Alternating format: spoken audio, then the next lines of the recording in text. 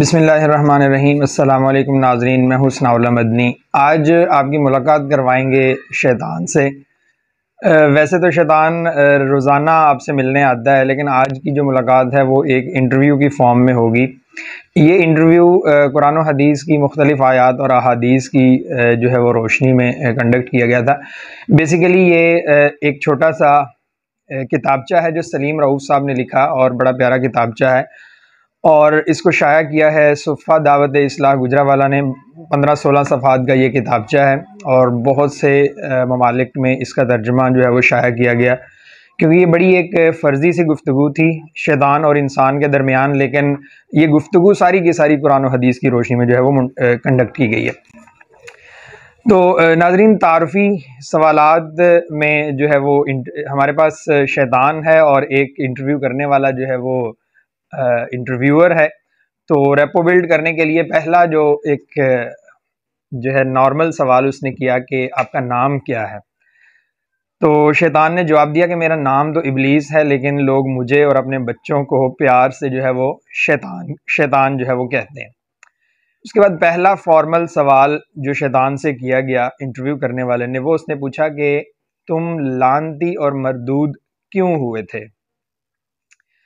اب شیطان نے اس کا جواب دینے سے پہلے تھوڑا سا طنز کیا کہ شکل سے تو تم بڑے پڑھے لکھے لگتے ہو، لیکن سوال تم نے بڑا سخت کیا ہے، پہلا سوال تھوڑا نرم ہونا چاہیے تھا۔ بہرحال اس نے کہا کہ بھی پہلا سوال تم مجھ سے پوچھ رہے ہو کہ لعنتی اور مردود میں کیوں ہوا، تو اس کے جواب میں شیطان نے اپنا پورا سجدہ نہ کرنے والا جو مکمل واقعہ تھا وہ بتایا کہ کیسے اللہ رب العزت نے مجھے سجدے کا حکم دیا اور میں نے سجدے سے انکار کیا۔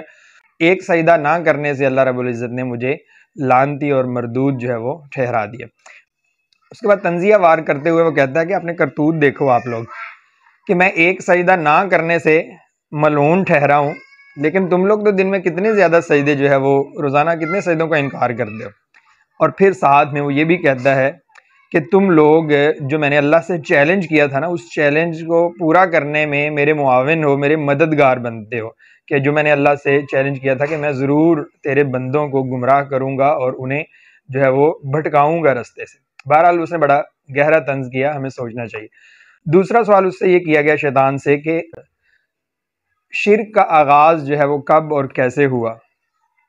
اس کے جواب میں اس نے حضرت نوح علیہ السلام کی قوم کے جو بتوں کا واقعہ تھا، جس میں قوم نے نیک لوگوں کے بت بنائے اور پھر آنے والی نسلوں نے جو ہے وہ ان کو بتوں سے قبر پرستی تک کا جو سفر ہے وہ سارا اس نے بتایا کہ بھی اس طریقے سے بت پرستی کا آغاز جو ہے وہ ہوا۔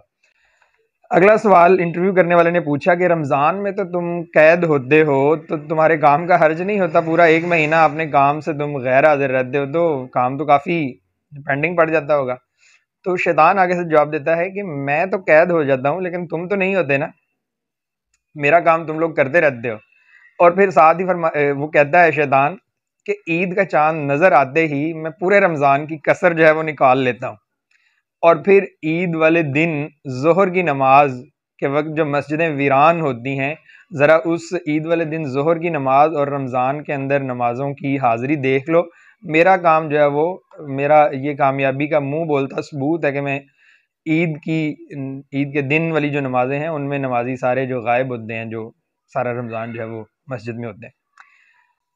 اگلا سوال جو ہے وہ شیطان سے کیا گیا کہ کبھی تمہارا کوئی حربہ، کوئی چال تمہاری ناکام بھی ہوئی ہے؟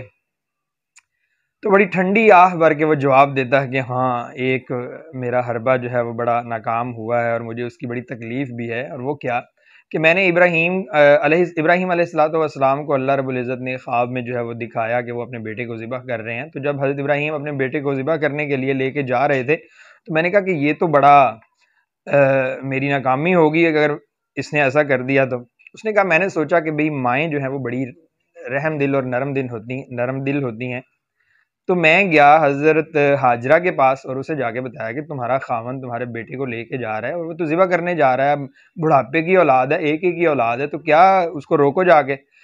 تو حضرت ہاجرہ نے جو ہے وہ انکار کیا کہ اگر یہ ابراہیم کو خواب آیا ہے تو اس کو اس کے خواب کی تکمیل کرنے دو، یہ اللہ تعالیٰ کا حکم ہوگا۔ تو میں وہاں سے جو ہے وہ مایوس ہو کر جو ہے وہ شیطان کہتا ہے میں لوٹ آیا۔ پھر وہ حضرت اسماعیل کے پاس گیا، بیٹے کے پاس گیا، اس کو بھی جا کے یہی باتیں سنائی، لیکن وہاں سے بھی جواب ملا پھر کہتا ہے کہ میں حضرت ابراہیم علیہ الصلوۃ والسلام کے پاس آیا اور 3 بار جو ہے میں نے ان کو روکنے کی کوشش کی اور تینوں بار انہوں نے مجھے کنکر مارے.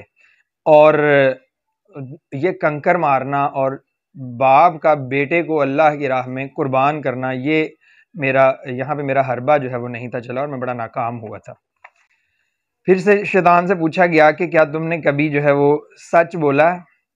اس نے جو ہے وہ جواب دیا کہ ہاں، ایک بار نبی صلی اللہ تعالیٰ علیہ وسلم کے دور میں ابو ہریرہ رضی اللہ تعالیٰ عنہ جو تھے وہ گندم، وہ خزانے کی حفاظت پہ مامور تھے، تو رات کے وقت میں چوری کرنے وہاں گیا. میں وہاں پہ چوری کرنے گیا تو حضرت ابو ہریرہ نے جو ہے وہ مجھے دیکھ لیا اور انہوں نے مجھے فوراً پکڑ لیا. تو میں نے بہانہ بنا کے غریب آدمی ہوں، بچے چھوٹے ہیں، تو مجھے جانے دو.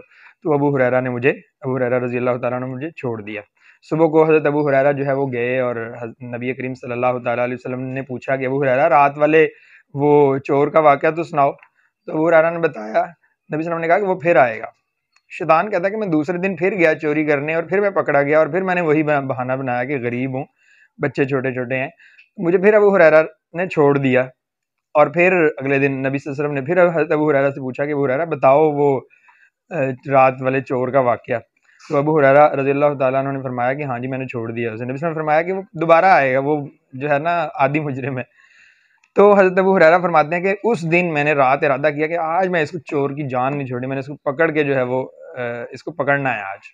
ابو ہریرہ کہتے ہیں کہ رات کے وقت وہ آیا، مطلب شیطان کہتا ہے کہ میں رات کے وقت دوبارہ گیا اور میں نے چوری کرنی چاہی، میں پھر پکڑا گیا.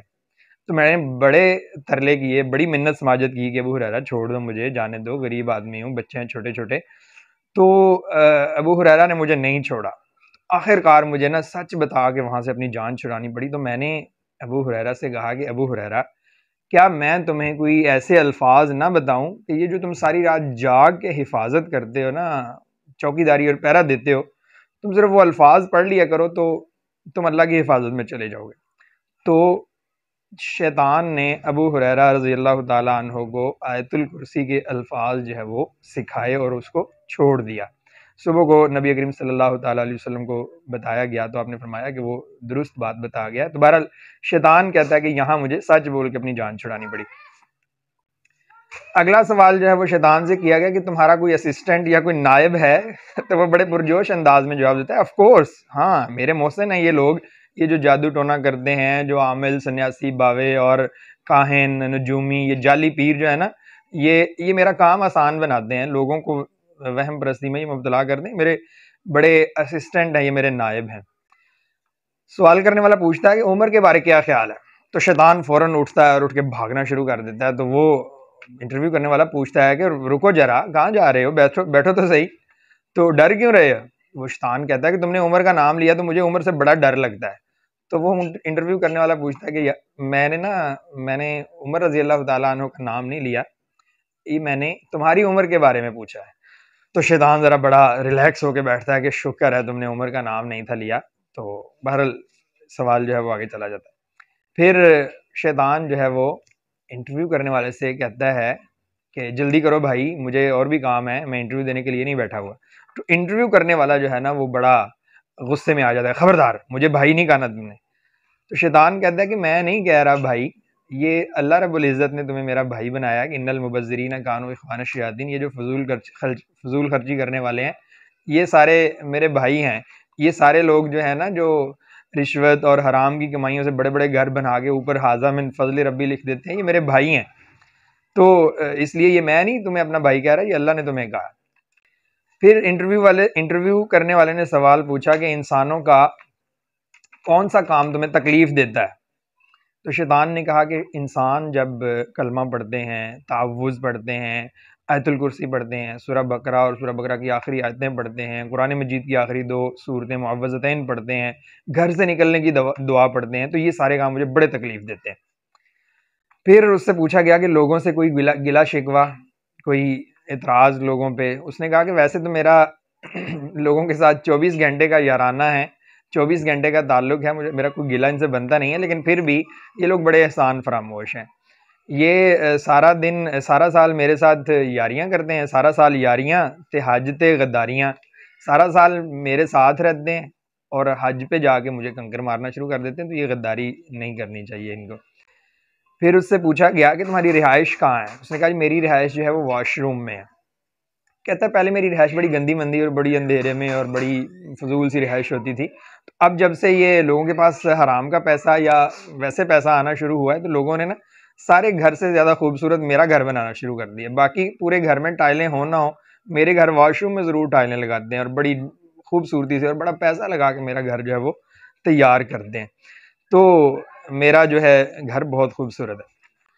اگلا سوال کرنے سے پہلے ہی اذان ہوئی اور اذان کی آواز سن کے شیطان نے جو ہے وہ دوڑ لگا دی اور بھاگ گیا۔